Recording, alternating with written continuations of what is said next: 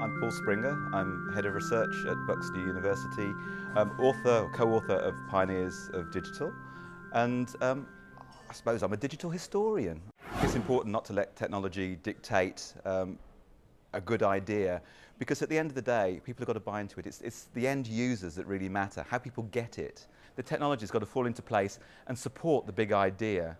You can't just bend a good idea around the technology and what it can do. The technology's got to be shaped to be so simple so that end users can get it. I think everybody races to discover the potential of high tech, when really, if you can make something very low tech, simple, that your great-grandma can understand online, then if they can get it and they can understand it and they enjoy it, people will buy into it. If you've got people that really do have the DNA of a brand running through their veins, if you've got people who really do genuinely care, then that enthusiasm, that truth, will come through the way they talk about the brand. And that's when it's worth being online and growing that group.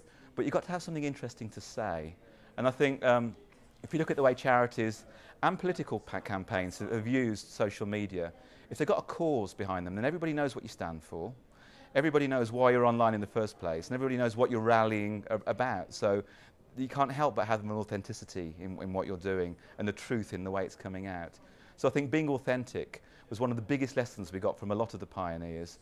And I think it's that sense of truth. Forget the medium, forget that it's online. It's just the fact that you've got that direct dialogue with somebody that you're interested in, and what you're seeing is what you expected. That's the thing that really works. The curious thing about Pioneers of Digital and meeting people who've really shaped the way that the internet is used now is that they're all driven, and I think they've all hit on a particular moment in time where they followed their passions.